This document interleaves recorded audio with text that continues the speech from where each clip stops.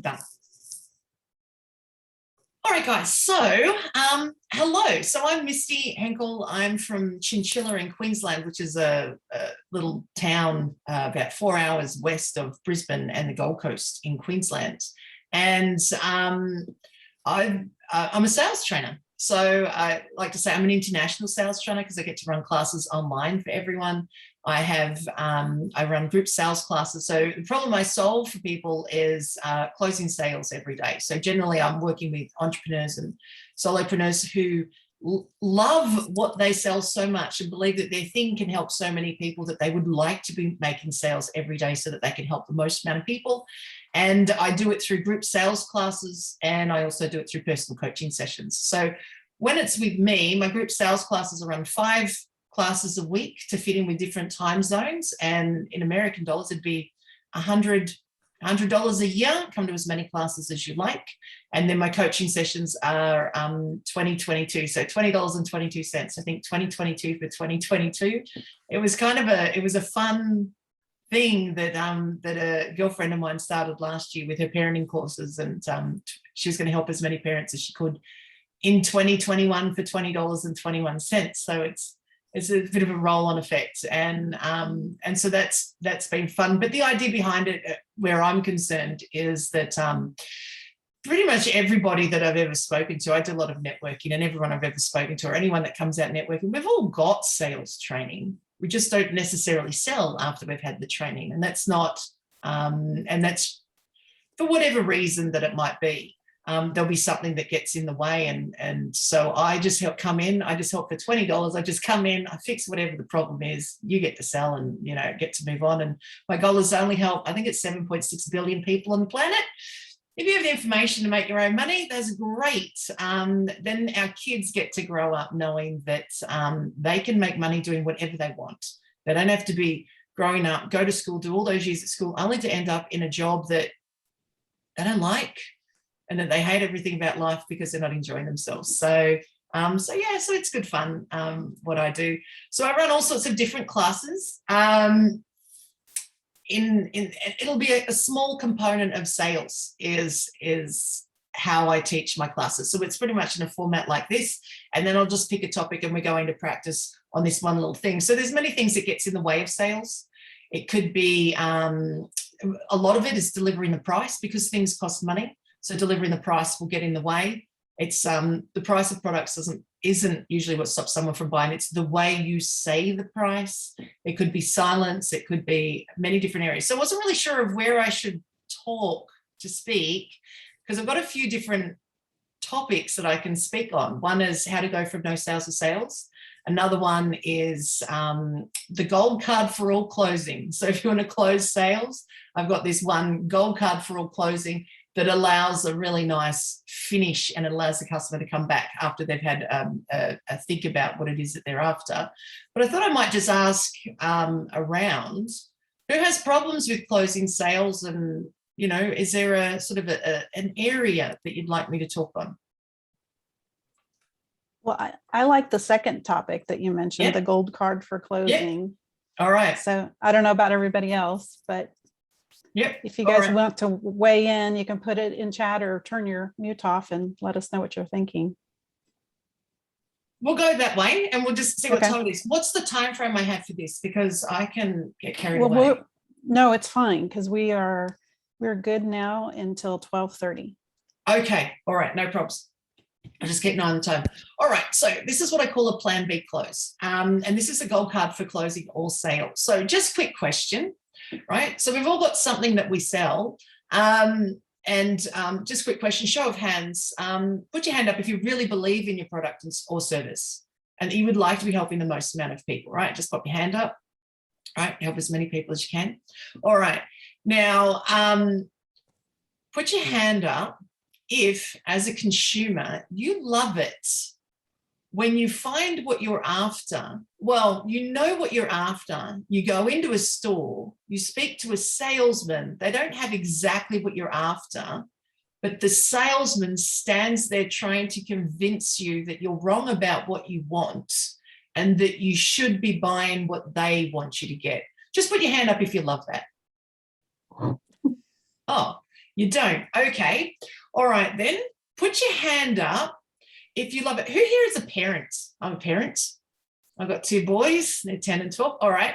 So as a parent, yep, you would have felt this before. Put your hand up if you love it when you go to all the trouble to cook the kids dinner and you know that you want to give them something that they like, like chicken nuggets or chips or whatever it is, right? Something that they like, but you know that they have to have the veggies, even though they can. So put your hand up if you love it. If you make them their favorite meal, chuck a couple of veggies on the side. You let them have quiet time doing whatever they want so that they're feeling good before they sit down to dinner. And the moment you put it in front of them, they tell you how much they hate what you've just made for them. Just put your hand up if you love that. Oh, do you love being told you were wrong or do you just get it? Yeah. So Ingrid, I think you're more like, oh my God, I understand what you're saying. Yeah. All right. How about tell me if you love it. Put your hand up if you love it when you've made them their favorite meal, the kids' the favorite meal, and you've done all the things, you haven't even put the veggies on the side, and then you put it down, and then they tell you that the color of the plate was wrong. That's not the plate that they want. Oh my God, you don't like that either? Or that, how come he got more than I got? It's my favorite meal. Or I don't want that much today. Why did you give me so much? And no matter what you do, you're always wrong. I mean, just put your hand up if you love being told that you're wrong. Like, well, yeah, Ingrid's got a hand up, but she goes, oh my God, I get that. I'm told I'm wrong all the time. But put your hand up if you love being told that you're wrong all the time. It pretty much sucks, doesn't it? Right? Then let's go another way. As a child, you've had parents, moms do this a lot, where we go, oh my God, I'm having the worst day ever. And then they'll give us the information as to why it's so bad. And it's like, no, I was just getting my words out, right? All right, so here's what happens in life, right? Somehow we seem to go around and no matter what it is that we do, someone's always going to tell us we're wrong.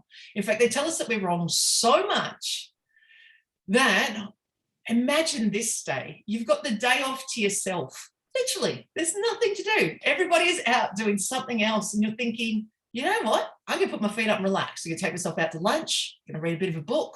I'm going to grab a piece of cake. I'm going to come home and I'm going to watch a movie all by myself and eat the cake while I watch the movie, right? Now, on this day, you've probably taken yourself out to lunch. You've had a good time, had a bit of a read.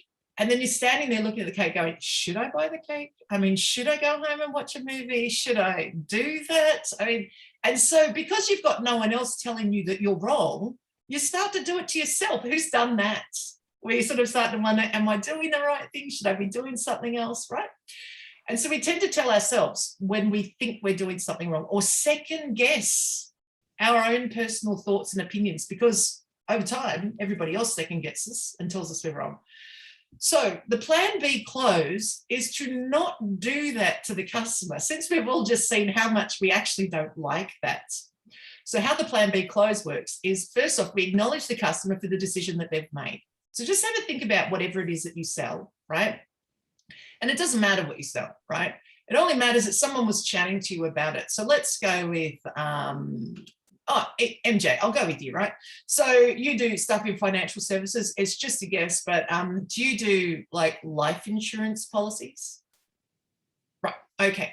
So let's say somebody comes to you and says, MJ, do you do life insurance policies? How much are they? You go through it all. And then let's say it came to, I don't know, $50 a month, right? Okay. And the customer turns around and says, okay, thanks very much for the information. I think that's a bit high for me. Now, this is where the salesman is taught to explain to them the price of what it is. Right? Well, the reason it's $50, and then if you do this, but I mean, the overall at the end of time, and this is the benefit and features and benefits, and try and convince the customer that it's really not that expensive or that it's an investment into their future. But the truth is we just went around finding out that we don't like being second guessed. We don't like being told that we're wrong. And we don't like it when we're not told that our opinion or our thoughts or our comment wasn't valid.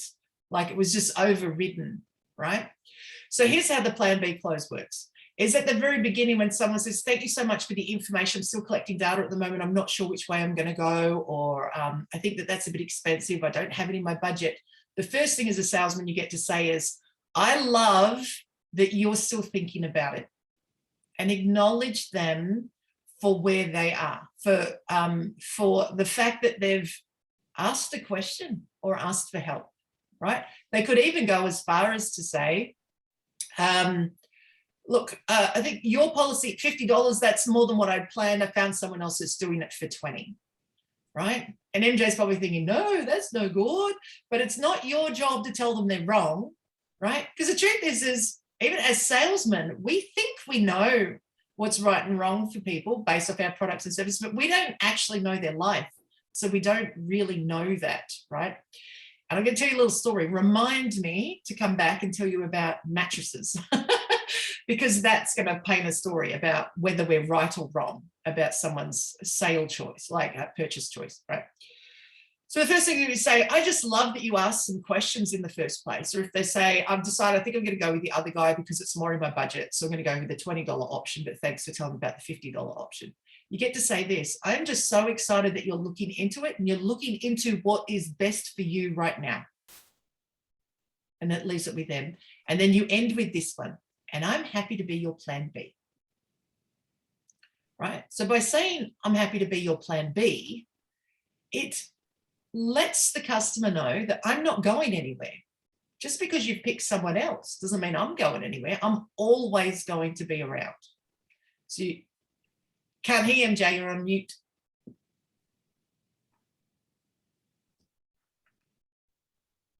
I was just repeating what you were saying. Oh, right. Okay. Yeah.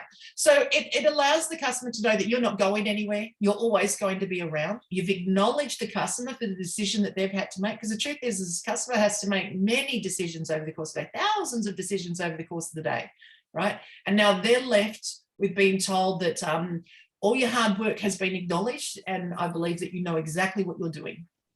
And I'm here to help out. So you've got any other questions? I'm happy to be your plan B. Now, what's interesting is when you become somebody's plan B, it allows them to change their mind down the track. Because you can always, and we'll use MJ's example, you can always get insurance at $20.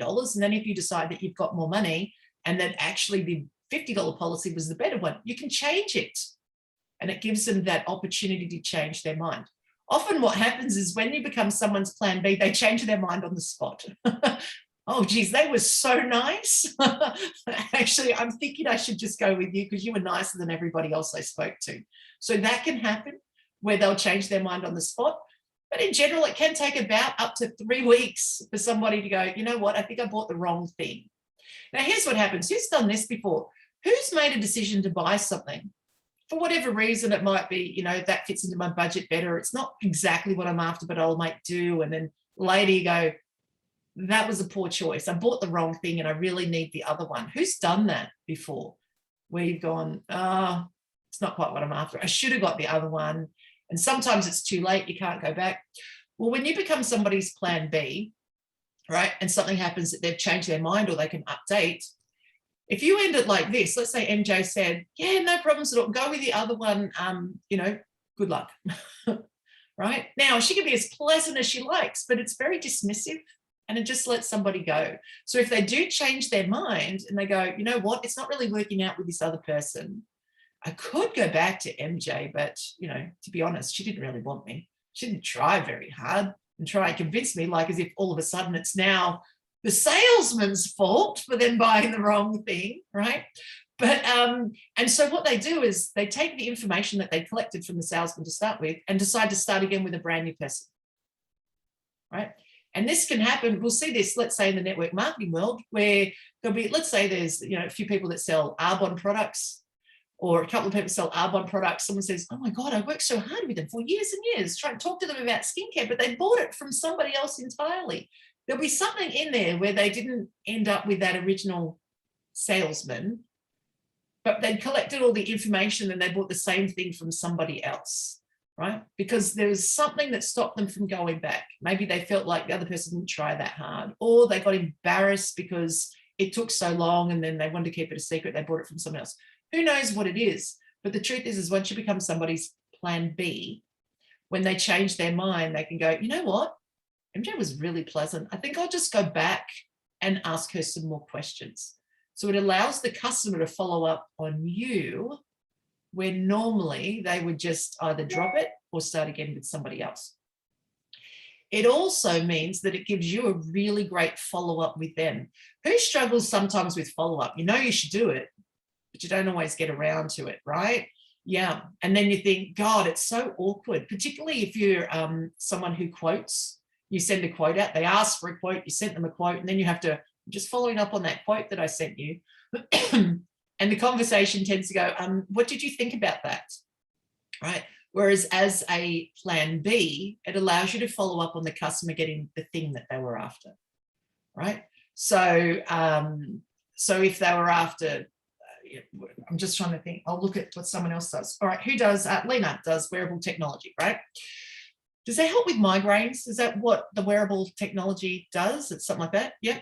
It's like bracelets, right? It's, is that what the wearable technology is? Yeah, right. Okay, cool.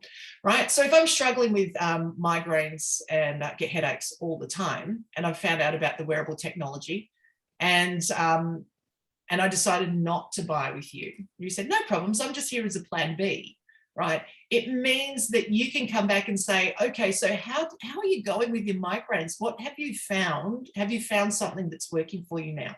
It gives you an opportunity to follow up on my results. And by following up on my results, it reminds me of who you are and what you do.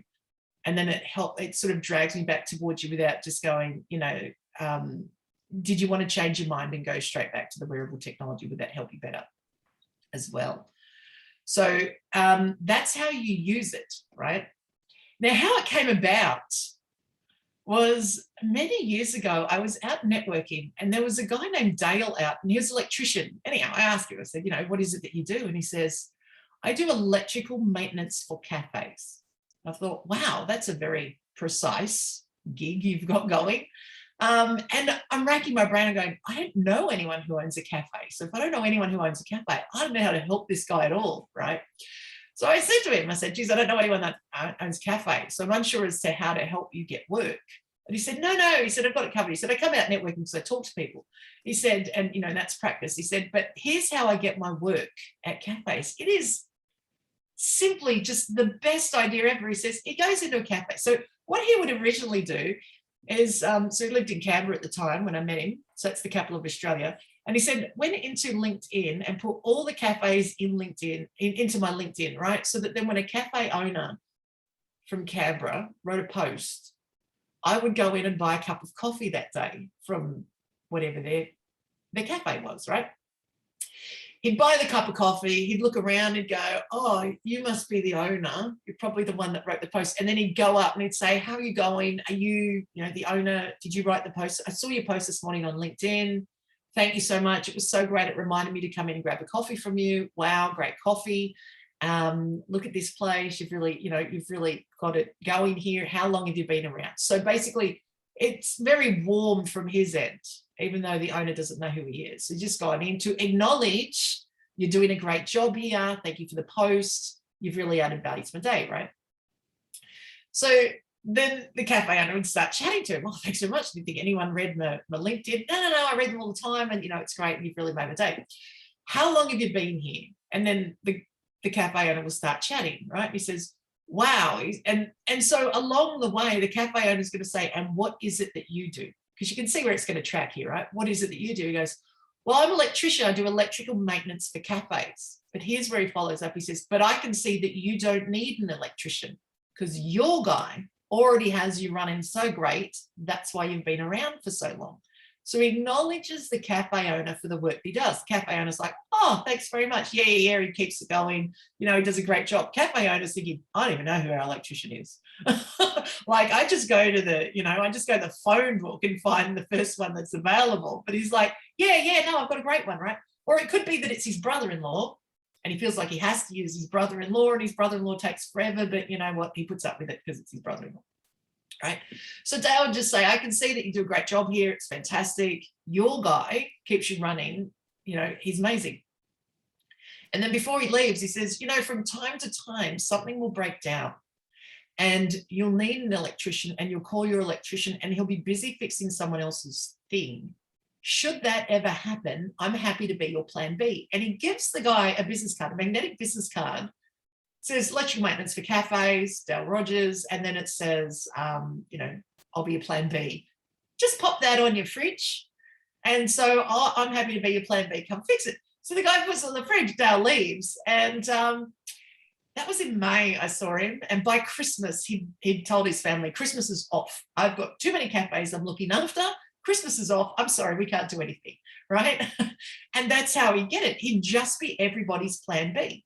And as a plan B, he was actually more likely the plan A because he was sitting right there on the fridge as the plan B, right? If we can't find anyone else, we'll just call Dale. Let's just ask Dale because it'd be easier to go straight to plan B because plan A is not working, right? That's all too hard.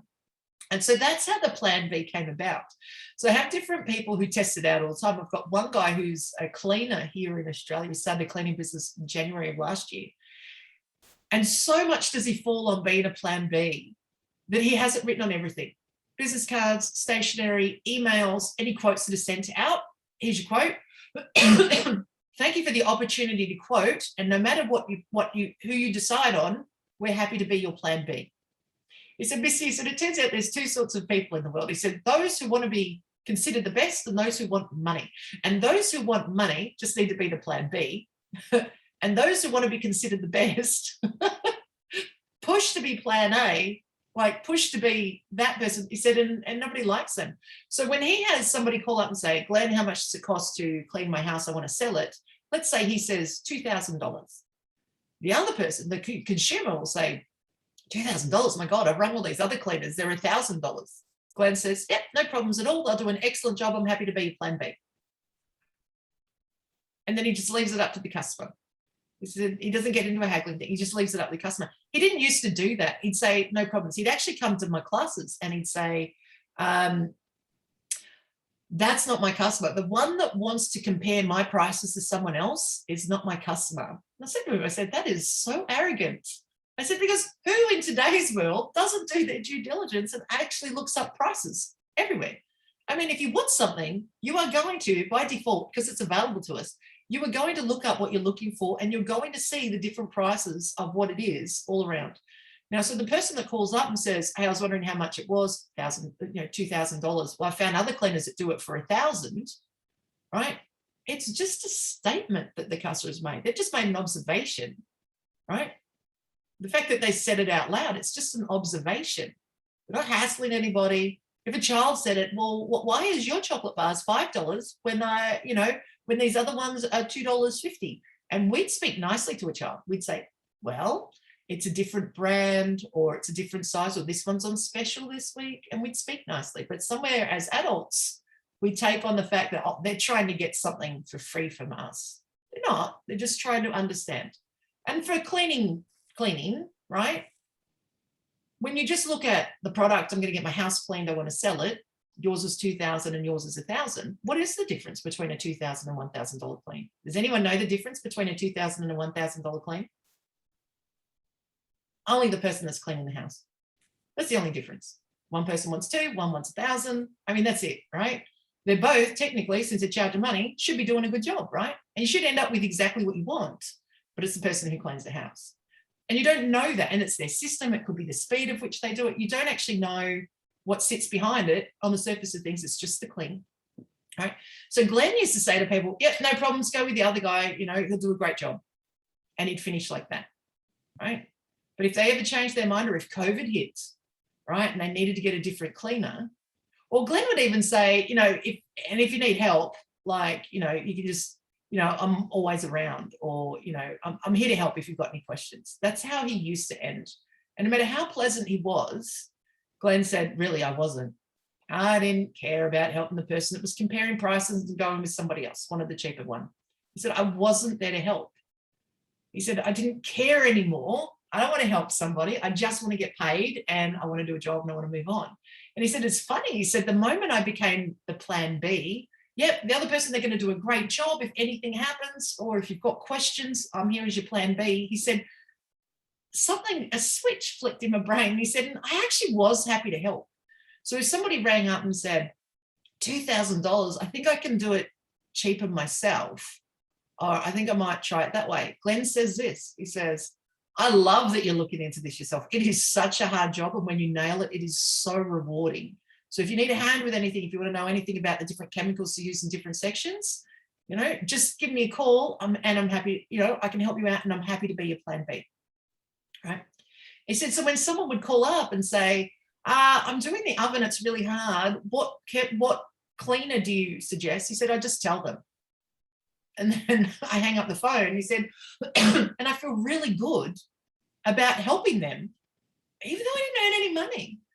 He said, and then later he has a follow-up. How did you go with cleaning your oven? Did you sell your house? Have you got your bond back? Like, he literally can ask and just be a really nice person. And you know what's ironic is even if somebody pays for somebody else to clean, or if they do it themselves, you know who gets the promotion of having cleaned the place, even though he didn't do it? It's Glenn, for just checking in. And because he gave them one idea. The reason the house is so clean is because the guy from that cleaning crew, Glenn, he gave me some ideas on how to do it. I tell you what, though, next time I'm never doing this again. It's only going to be him. And so then he gets free promotion for having never cleaned anything. So the plan B also works for if they don't hire you. They still get to say you were amazing and they wish they had it, because sometimes they can't. They just don't have the cash. Or, you know, in some instances, does someone do websites? Put your hand up. Yep, there you go. So Robin, you with the websites, right? Let's say I wanted a website and I thought, I really want Robin to do it. But my sister-in-law is just learning how to make websites, and, you know, I really need to help her out and let her make my website, and it's not my choice. But you can't combat that. As a salesman, it doesn't matter how good your websites are. It doesn't matter what your price is compared to my sister-in-law's. If it's my sister-in-law and I feel obliged, I'm going to have to go down that line. And you can't change that. Right. But by being no, go with your sister. Of course, you have to support family. I'm happy to be your plan B. It's like, oh, thank God. So if something goes wrong over there, and the customer doesn't feel guilty now going with the way that they feel like they have to go because they get dragged that direction, but they can change their mind. You know, Glenn even gets people call up and say, what's a plan B? He said, well, plan A could be you're cleaning it yourself and then you get tired of it. Plan A could be you've got a different cleaner and they get sick, or you didn't get your bond back like you were supposed to. They missed something. He said, and I'm plan B. I'll just come in and fix whatever else needs doing. And so for him, a lot of people just call it and go, you know, I think I'm just going to go with plan B. I don't even bother with plan A anymore. I'll just go with plan B. It sounds easier to just hire you than it is to go to all the drama and pick wrong in the first place. So plan B works many different ways in the customer's mind, but the secret to it becomes acknowledge them for the effort that they've gone to and allow them to make their decision based off choices that are available to them, because the choice is you or anyone else that's doing the same thing, and you just let them make their own decision and let them know I'm not going anywhere about it. So I might grab some questions or some comments from you guys. Well, that's happened to me, Misty, several times where somebody said that they had a family member that could build the website for them. And I actually had an attorney friend that I went to school with. He had his website built like 5 times, and every single time he needed to make updates, he couldn't find the person who originally built it for them, because they were probably somebody that just did it, you know, and then got out of the business, or I don't really know what all the reasons were, but I just know that it was a headache. And finally he decided to go with me because he knew me. Yeah. And he's been a loyal client for years, like one of my first clients. So probably been a client now for 7 or 8 years. And he had someone else calling him to try to steal him away. And that totally did not work. Yeah. He loves what we're doing for him. And I do think just checking in with people, like you said, even if they're not your client, just to see how they're doing, it goes a long ways. Yeah. You know, if you're not pushy. Yeah. So before I knew of it, and I mean, I call it a plan B closed. Before I knew of it, I have a guy that I talk about in my book, right? Chapter 5 is on following up, right? And he's a painter, and he, how he does it, which is ultimately a plan B close. But what he does is he goes over, let's say I wanted this room painted. I said, I want to sell my house. So how much will it cost to paint the room? Now he'll come in and he'll say $1,500 and I'm not available for 3 months. So I can come in about December. Oh, no. I want it on the market next week, right? And he'll say, how much were you planning on spending? I mean, if you're going to sell it, how much are you planning on spending? Because I reckon there'll be someone who's more available next week, right? Oh, about $500. It's just this one room, right? He goes, yeah, that sounds reasonable. He says, so he tells you where to go. He says, literally just go to the local magazine, find one of the painter tradies in there. They advertise because they want work next week. Just call them up and ask them to come over and quote, just ask them for a quote and get them. They'll probably be available next week, right? So he knows he's not that customer's painter. He's already 3 times higher than what they want to spend, and he's not available for months and months and months, right? So what he does, he actually has his whole setup in the van. He goes out to the van, types up a quote, goes back, prints it off, and then knocks on the door and says, here's my quote, so you've got something to compare with the other guy. He said, but we've established here that I'm not the one, and I'm fine with that, right? Because you need something faster next week, right? Gives him the quote. The next day, that's as long as he takes for a follow-up. The next day he calls up and he says, how'd you go with finding someone in the local paper? And he'll get answers like this. He'll get, oh, I haven't really gone down to have a look yet. You know what? I think I'll just wait for you. Because he was pleasant enough to call up to see, how did you go with getting a painter? Not how'd you go with my quote, right? Or he'd call up and he'd say, yeah, how'd you go with getting a local painter? I've called a few of them, but they haven't answered me back yet. You know what? I can't be bothered with waiting for someone who's not going to answer their phone, right? On occasion, he would actually call someone and say, actually, a mate of mine was saying he needed a job next week. This is exactly what he does. This is probably what he charged. He gets him on the phone and he might say, hi, Mike. Yeah, so I'm over at, pick Lena. We're over at Ingrid's house. I'm over at Ingrid, a woman named Ingrid, her house. I've just quoted her $1,500 to paint this room. I'm not available for 3 months. Really, it's not what she's after. I reckon you're more the guy. And I know that you said you needed a job. Like I've quoted her, I said that you'd do it for $500 and that you're available next week. So I'm going to give Ingrid your phone number. She's going to call you up. The second I leave, she's going to call you up and just book you in. Yeah. So it's just 1 bedroom, paint it. Yep, $500. Yep, that's cool. All right, no problems. Right. Then he gives the number to Ingrid and says, don't worry, Mike's going to call you up. You just call Mike. And she's standing there listening, right? She's going to call Mike. He goes out to his van, writes up the quote, hands it to her, goes back, knocks on the door, hands it to her. This is my quote, but Mike's going to come up and just call him up and he'll book that in, right? He calls the next day. How did you go with Mike? Oh, well, Mike said he had to come over and quote my room. You know what? I'm just going to get you to do it. Because Mike stuffed up. I mean, it was already sorted right there. All she needed was a date to start. But on occasion, they get someone, right? And he calls up, how'd you go with another painter? How'd you go with Mike? How did you go? And they'll say, oh my God, thank you so much. Mike's going to come over on Wednesday of next week. This is amazing. Thank you so much. And he goes, that's great. I'm so excited for you. So he's going to do it on Wednesday. Excellent. He calls on Tuesday, the night before, just checking in. Mike's still coming tomorrow. Excellent. Great. He then waits till Wednesday happens. And then on Thursday, he calls and checks in and says, just checking that Mike did a good job for you, that he did all the right things, that he didn't leave a mess, he didn't put any dirt on the floor, and that he cleaned up afterwards. Oh no, he was amazing. He's done this amazing job. Well, I'm so pleased. You know who gets credited for painting the house? Not Mike, but the guy that called up and followed up all the time. So he ends up getting work and all the free press because, and often, and I tested this out with him because we were selling our house and he said, no, don't get me to do it, the inside stairwell. So he talked to my husband. And to this day, we don't know who the painter was that painted the stairwell. I mean, the guy didn't even, I had to ask for a business card. We didn't even know who it was. But Rob gets credited for getting that painted for us.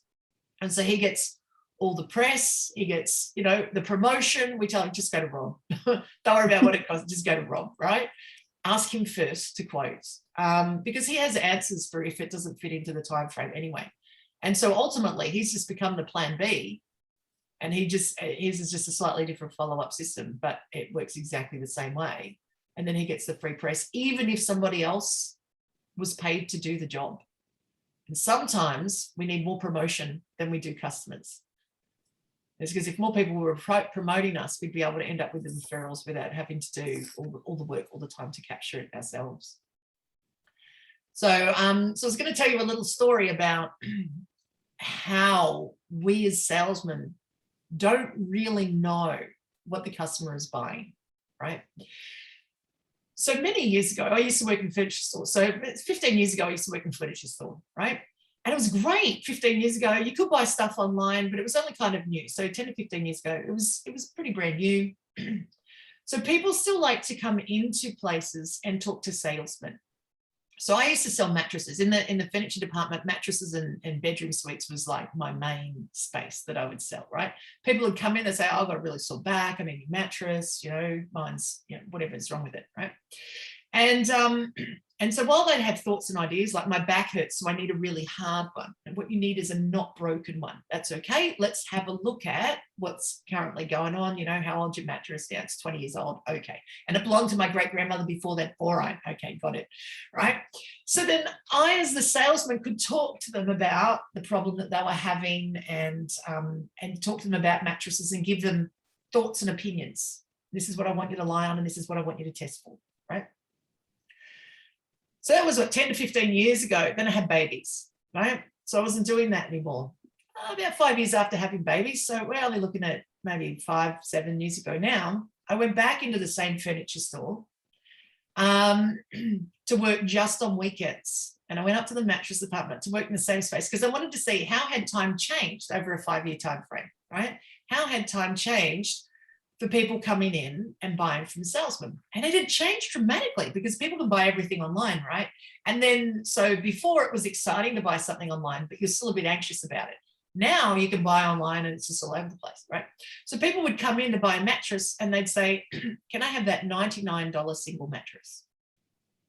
And I could just sell it to them. Yep, no problems, got it in stock, here it is. And I could take their money. But no, as the salesman, I wanted to check to make sure they were buying the right thing for the right person because, you know, customers don't Google right and they look up all the wrong stuff and they're buying the wrong thing. So as the salesman, I wanted to be really helpful. So I would ask questions like, and who would this mattress be for? And they'd be like, why? Why do you ask? I just want to make sure that you pick the right one for the right task. And they would often say, it's for my 15-year-old son. And here was my line. Well, that's not really a mattress for a 15-year-old boy. The $99 mattress is a toddler's mattress. It's the first one that they go into when they get into a big bed. They're going to wet through a number of times. It's got very lightweight springs. It doesn't have much padding on it. You can feel the springs, but a toddler can't feel that. And then after about a year, you're going to throw that out and get a new one. It's really not heavy enough for a 15-year-old boy, and it will lose its shape over the course of the year.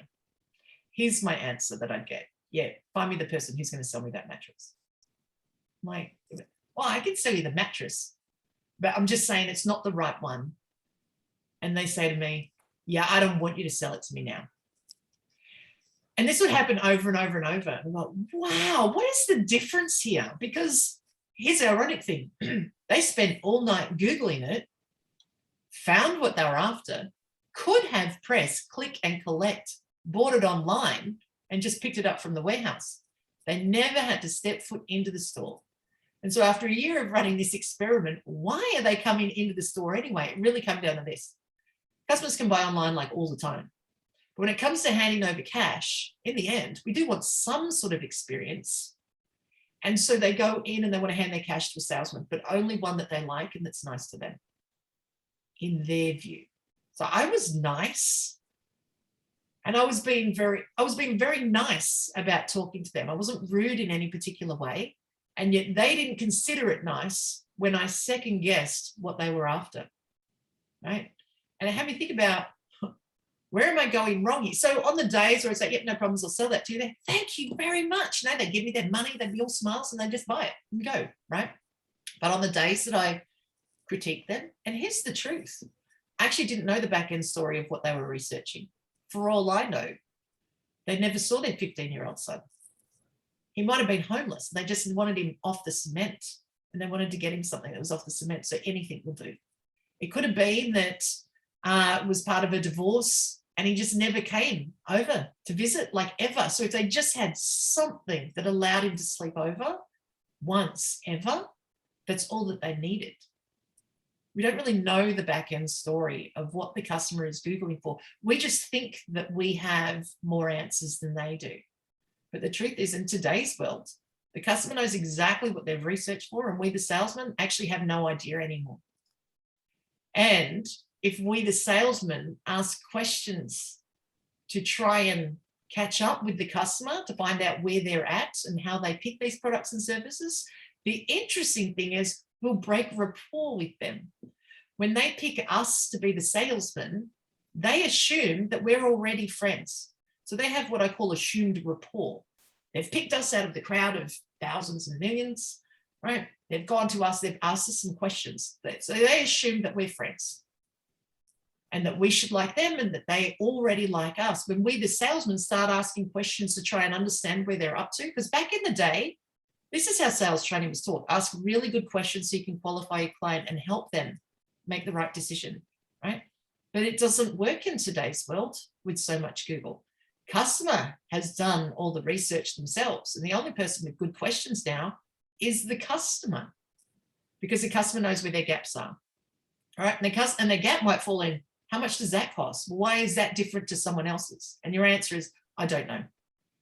Oh, well, if you don't know, it's probably not that important, or they'll have to work it out themselves. But we, the salesmen, have very basic Google-like answers now and can't really talk to them how we used to be able to, right? So what happens is when we ask many questions to catch up with where the customer is, the customer in their mind is like, oh, seriously, I want to keep going over this over and over. I've gone through it so many times with myself. Like if they can't help me, I'm just going to find somebody else. And so it's a real switch in how we help customers now. And it's ironically not through asking questions. It's through answering their questions for them.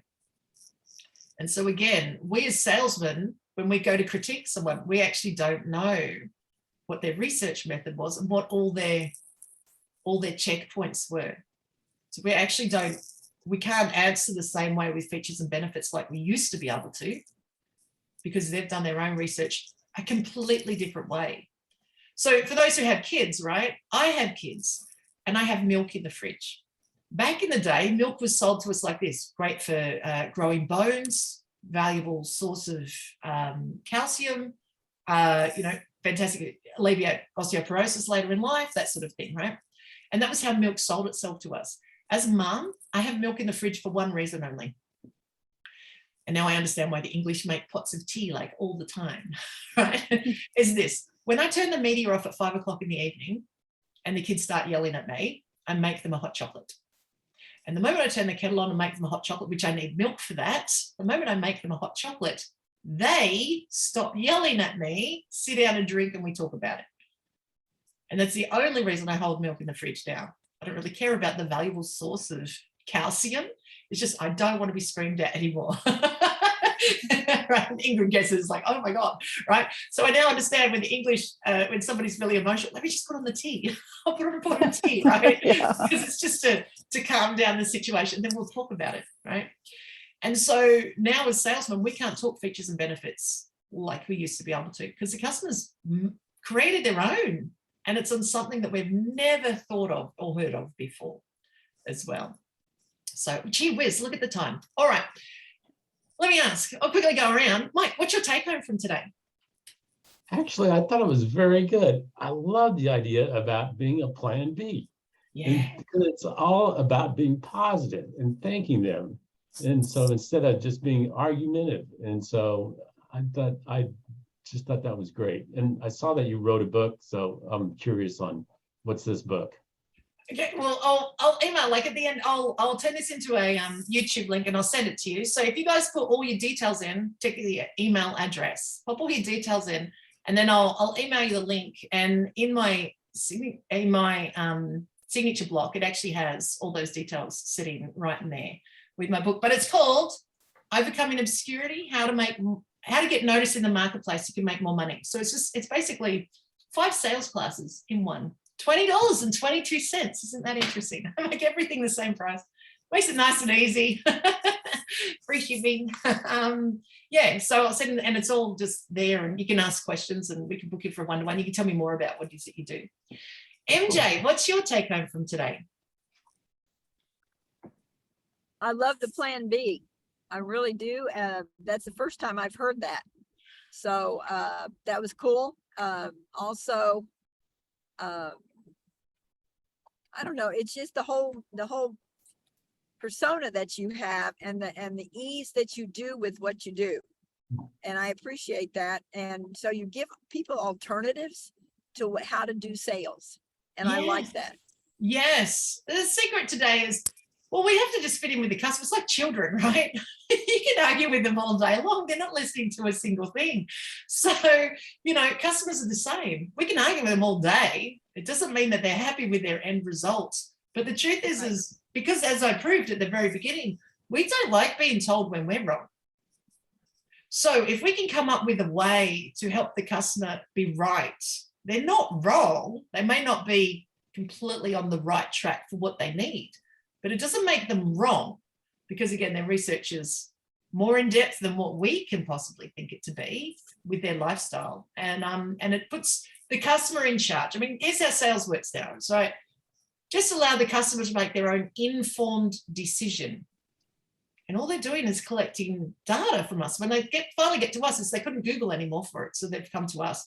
Just have a think about, anyone bought groceries from the grocery store, like from a shop, right? Here's how we do it, right? The thing sits on the shelf with the price, and based off that, we, the customer, make an informed decision. That's it. So in actual fact, all we have to do is be a product on a grocery store shelf. Just be the product with the price, let the customer... They can pick up the thing and read the label if they want to. Let the customer decide for themselves and just be really pleasant about it. So when I get milk, I'll go past the milk and sometimes I'll look and I'll go, do I want it today? And the milk very silently says, if not today, maybe tomorrow. It's not a big deal. I'll sit and wait. If you don't need me, somebody else will. So I'll just wait and I'll just go home with the right person. And on a different day, you'll want me then. And so they just sit, they be the player. They'll just sit and wait for when you're ready. And they leave it up to the customer to make up all the decisions. And the grocers are very pleasant about it. Yes, sorry, I can keep talking, right? But I shouldn't.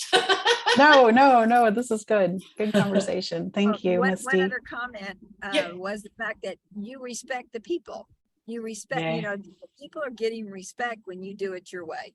And I think that's one thing, no matter what they've done or what information they have, you're still giving them a self-assuring comment. And I like that.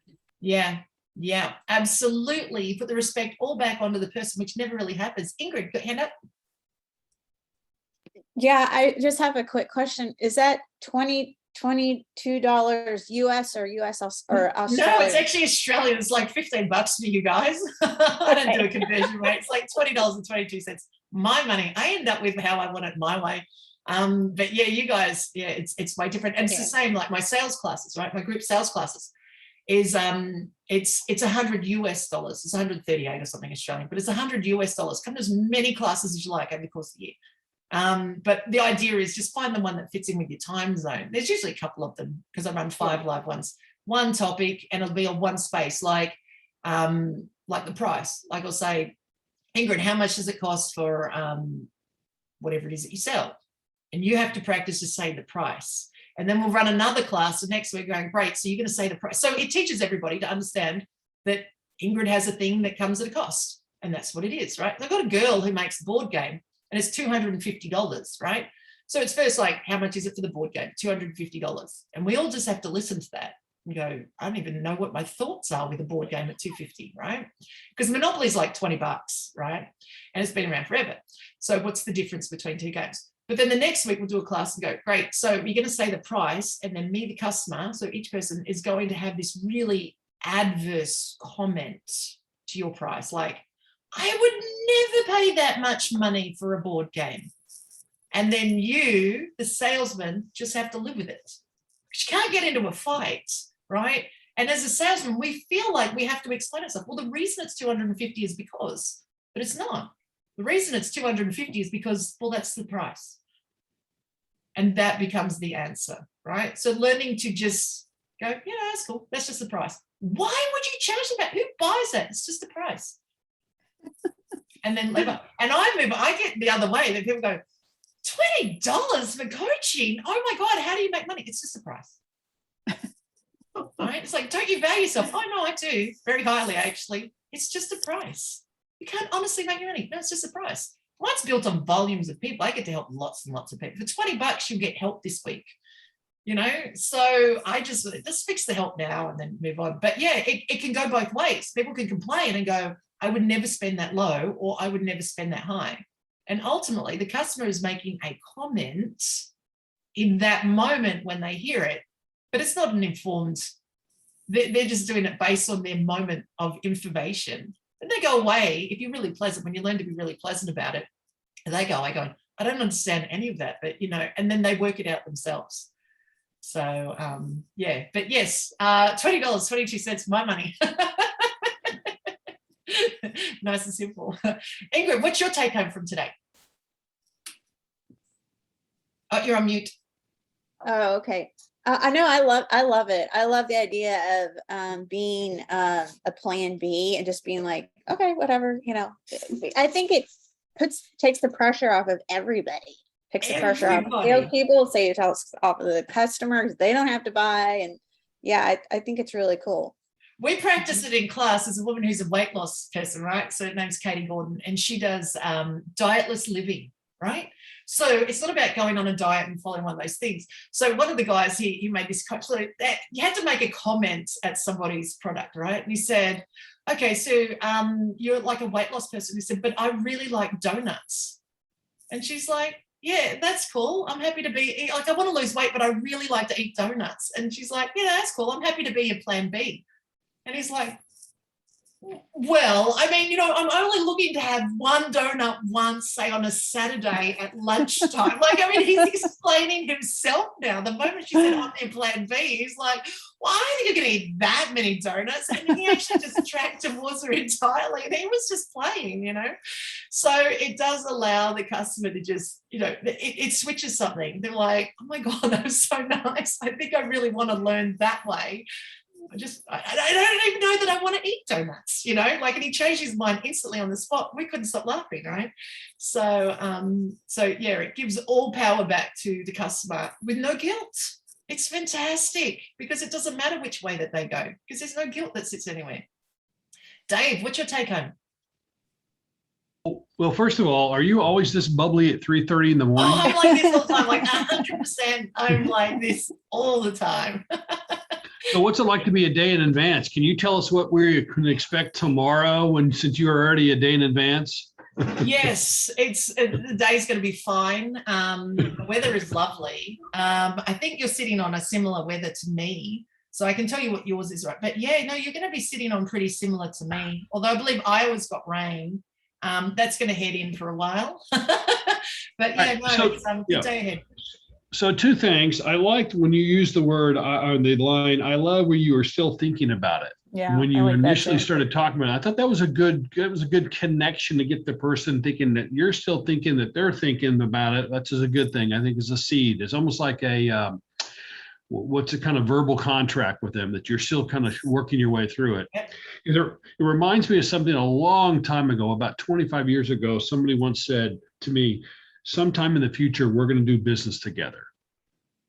And that's always stuck with me. It's always like, man, oh man, oh man. I mean, I've never done business with a guy, but you know what? But you want to.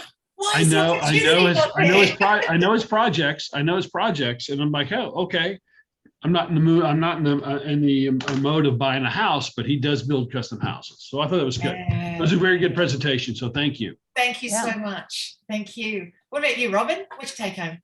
Well, I wrote that down, that line too, because I thought I could be using that for sure in my business. I do think that closing business has changed, like you said, from what we were taught as in sales to ask those probing questions and, first off, build the rapport and then ask those probing questions. But now it's changed because, like you said, everyone's doing their Google research.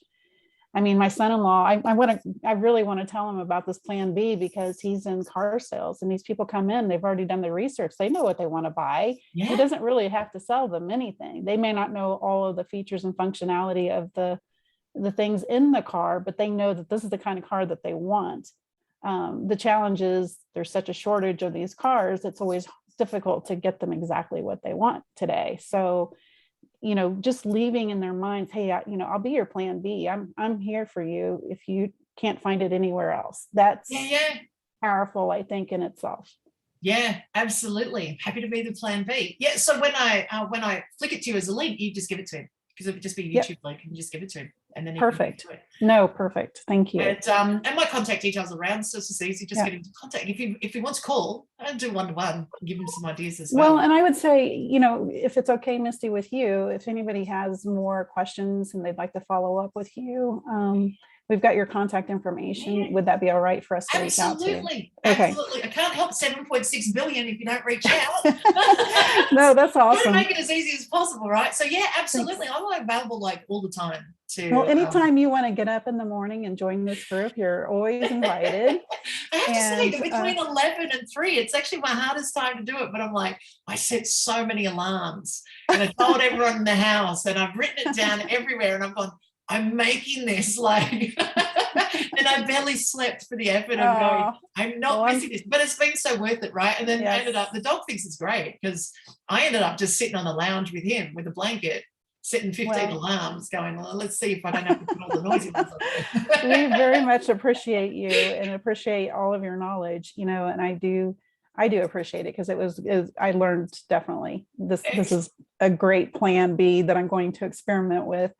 And also, I just want to leave everyone with a note that David Boyme is speaking at my American Business Women's Association tomorrow. He's going to talk about leveling the playing field for women and what can be done.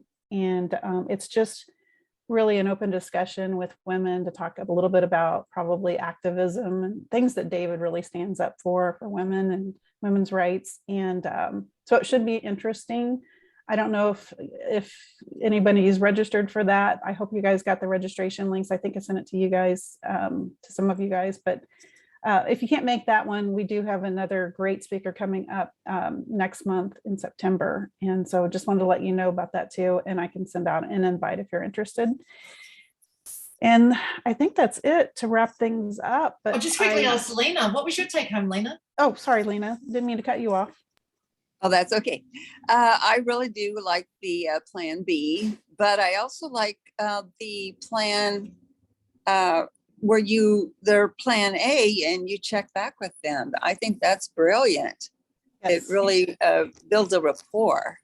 Yes. So I thought that was great. Isn't it interesting, right? If you assume rapport, you've already got it, and then it makes it just stronger there. So I had someone last week ask me what's my background knowledge for my sales.